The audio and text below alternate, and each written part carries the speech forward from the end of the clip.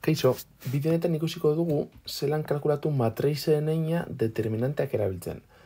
Aurreko bideo batean azaldu genuen matrize heina zelan kalkulatu zen, baina zeroak egiten.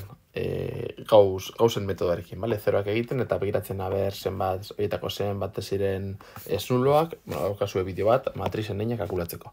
Baina hau da determinantekin eta batzuetan errazago egin alzaigu horrela egitea. Izatez normalean errazagoa determinanteekin kalkulatzea parametroak agertzen badira, hau da, hemen zenbakiak agertu beharrean landak eta agertzen direnean hortik askoz errazagoa da determinanteekin egitea. Baina batzuetan matrizeak handiak direnean, hauek baina handiagoak direnean, agian determinanteekin egitea luzegia egin alzaigu eta errazago izango da gauz metodarekin egitea.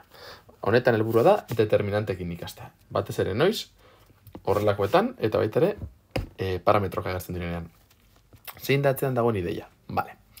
Hemen daukagu hiru matriz berdin eta egingo dugu ariketa berdina hirurekin.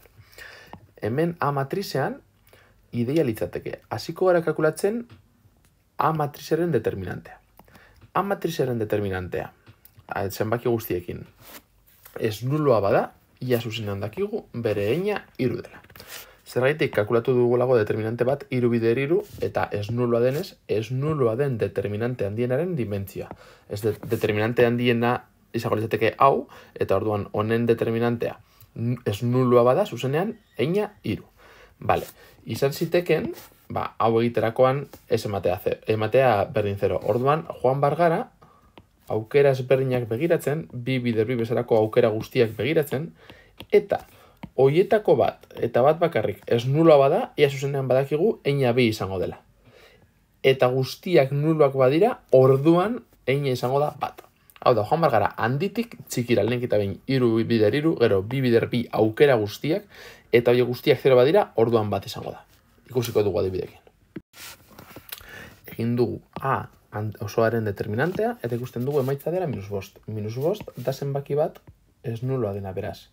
Aren determinantea ezberdin 0 denez, eta matrize honen dimentsioa, determinante horren dimentsioa da hiru bider hiru, orduan, ondorio estatu esakegu, honen heina A balio duela hiru. Bere heina dela hiru. Ikusiko dugu beste aukera batzuetan, zeinetan hau ez den gertatzen. Kasu honetan, berekin egiten dugunen, egiterakoan determinantea, ez den gara bere balio maksimotik, hau da, hiru bider hiru bezalako matrizaren determinantea, ikusten dugu balio duela 0. 0 denez, horatu, ez nuloa den, hau nuloa da, beraz, ez digu balio. Horrek esan nahi du, honen heina ezin daitekela hiru izan. Ez dago beste determinante bat hiru bider hiru bezalakoa denik, hau da dagoen bakarra, beraz. 0 denez, badakigu heina ez dela hiru izango dela txikiago edo bi edo bat, horretarako. Hartzen dugu nahi dugun bi bider bi bezalakoa, hau da, ebidez, hartu dezakegu, hau. Eta kalkulatzen dugu horren determinantea, horren determinante litzateke. Bat, bi, hiru, bat. Alde batetik, bat, bider bat, ken bestaldetik hiru bider bi. Honek ematen du. Bat, ken, 6, berdin, -5. Hau, ez da 0.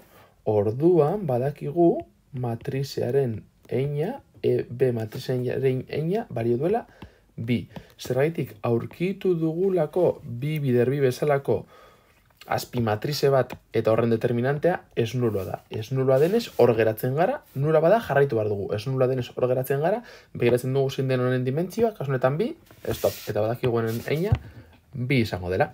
Imaginatu hemen aurkitzen dugula baten bat, zeinaren determinantea 0 dela. Joan behar gara guztiak begiratzen. Imaginatu honek 0 ematen duela, orduan hartuko genuke beste bat, eta begiratu beharko genuke hau. Eta hau 0 ematen badu, hurrengoa begiratzen dugu. Eta hau ja, ez 0, adibidez, bi ematen badu, stop. Eta heltzen gara, ondorio berdinera. Hau da, behin aurkitzen dugunean, naiz eta bat bakarrik izan, nahikoa dugu jakiteko, horren heina hori dela, eta hor geratzen garela. Horrein egingo dugu, C matrizarekin. Vale, kasu honetan esan dugun ez bezala, C-rena egiten dugu, kalkulatzen dugu lehenik eta behin, hiru bider hiru matrizaren determinante, ikusten dugu 0 dela, beraz badakigu heina ezin dela hiru izan, ez dagoelako beste determinante bat hiru bider hiru bezalakoa, beraz, 3 baino txikiagoa izango da, hartzen dugu adibidez, hemetik hasiko gara hauek hartzen, kalkulatzen dugu horren determinantea, eta gertzen zaigu, 1, 2, 2, 4. 1 bider 4, ken 2 bider 2. Eta honek ematen du baita ere 0. Beraz, jarraitu behar dugu bilatzen dugu beste bat adibidez. Hau. 2 bider 2 bezalako guztiak hartu alditugu. 2, 3, 4, 1. 2 bider 1, ken 3 bider 4. 2 ken 12 berdin minus 10 ezberdin 0. Listo, geratzen gara. Beraz, C matrizearen eina berdin bi. Eta hor arte. Eta horrela kalkulatzen da matrize baten eina determinanteekin eta ez Gauss metodoarekin.